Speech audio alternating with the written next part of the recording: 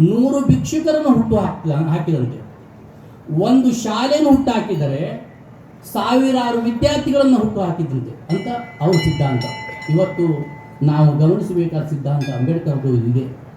ನಾವು ಇವತ್ತು ಏನು ಕಾರ್ಯಕ್ರಮವನ್ನು ಹಾಕಿ ನಮ್ಮ ಸಂಘಟನೆ ಒಂದಾಗಬೇಕು ಅನ್ನುವ ನೆಲೆಯಲ್ಲಿ ಇಲ್ಲಿ ಶಿವ ದೇವಾಲಯವನ್ನು ಲೋಕಾರ್ಪಣೆ ಆಗಿದೆ.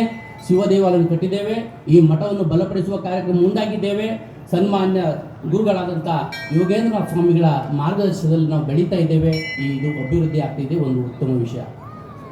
ಅದೇ ಸಂದರ್ಭದಲ್ಲಿ ನಾವು ಮುಂದಿನ ದಿನಗಳಲ್ಲಿ ಇಲ್ಲಿ ಕೇವಲ ಧಾರ್ಮಿಕ ಕಾರ್ಯಕ್ರಮಕ್ಕಷ್ಟೇ ಸೀಮಿತವಾಗದೆ ನಮ್ಮ ಎ.ಕೆ. ವಸಂತರವರು ಹೇಳಿದರು, ಒಕ್ಕಲಿಗರ ಮಠವನ್ನು ನೋಡಿ ಅಥವಾ ಲಿಂಗಾಯತರ ಮಠವನ್ನು ನೋಡಿ ಎಂತಹ ಅಭಿವೃದ್ಧಿ ಹೊಂದಿದೆ ಅಂತ ಹೇಳಿದರು, ಅಥವಾ ಅವರ ಸಮಾಜ ಯಾವ ರೀತಿ ಅಭಿವೃದ್ಧಿ ಪಥದಲ್ಲಿ ಸಾಗ್ತಾ ಇದೆ ಅಂತ ಹೇಳಿದರು. ಕಾರಣ ಅವರು ಎಜುಕೇಷನ್ ಸಂಸ್ಥೆಗಳನ್ನು ಹುಟ್ಟು ಹಾಕಿದ್ದಾರೆ.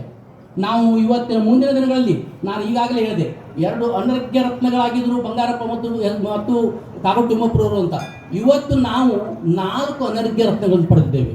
ನಮ್ಮ ಶಾಸಕರಾದಂಥ ಜನಪ್ರಿಯ ಶಾಸಕರಾದಂಥ ಭೀಮಣ್ಣವರು, ನಮ್ಮ ಸಹೋದರರಾದಂಥ ಗೋಪಾಲಕೃಷ್ಣ ಬೆಳೂರವರು, ಹರಿಪ್ರಸಾದ್ ಅವರು ಹಾಗೂ ಮಧು ಬಂಗಾರಪ್ಪನವರು. ನಾನು ಇವತ್ತು ಈ ವೇದಿಕೆ ಮುಖಾಂತರ ನಮ್ಮ ಮುಖಂಡರಿಗೆ ನಾನು ಅದನ್ನು ಪ್ರಾರ್ಥನೆ ಮಾಡ್ತಾ ಇದ್ದೇನೆ, ನಿಮ್ಮೆಲ್ಲರ ಪರವಾಗಿ ನೀವು ಈ ಸಮಾಜಕ್ಕೆ, ಈ ಮಠಕ್ಕೆ ನೀವು ಲೀಡರ್ ಆಗಿ ನಿಲ್ಲಬೇಕು. ನಿಮಗೆ ನಾವೆಲ್ಲರೂ ಸಹಕಾರ ಕೊಡ್ತೀವಿ ಅಂತಂದರೆ ಎಲ್ಲರೂ ಕೈ ಎತ್ತಿ ಹೇಳಬೇಕು, ಸಹಕಾರ ಕೊಡ್ತೀವಿ ಎಲ್ಲರೂ. ಹಾಗಾಗಿ ನಿಮ್ಮ ನೇತೃತ್ವದಲ್ಲಿ ಈ ಸಮಾಜ ಬೆಳಿಬೇಕು, ನಿಮ್ಮ ನೇತೃತ್ವದಲ್ಲಿ ಈ ಸಮಾಜ ಒಗ್ಗಟ್ಟಾಗಬೇಕು. ಮುಂದಿನ ದಿನಗಳಲ್ಲಿ ನಾವೆಲ್ಲರೂ ಸೇರಿ ಸಮಾಜವನ್ನು ಬೆಳೆಸಿ, ಈ ಗುರುಪೀಠವನ್ನು ಬೆಳೆಸಿ ಈ ಸಮಾಜವನ್ನು ಅಭಿವೃದ್ಧಿಯತ್ತ ತೆಗೆದುಕೊಂಡು ಹೋಗೋಣ ಅಂತ ಹೇಳ್ತಿದ್ದೀನಿ. ಹಾಗೆ ಇವತ್ತು ನಮ್ಮ ಈ ಕಮಿಟಿಯ ಅಧ್ಯಕ್ಷರಾದಂಥ ND ನಾಯ್ಕರವರು ಹಾಗೂ ಕಾರ್ಯದರ್ಶಿಯಾದ S.H. ನಾಯ್ಕ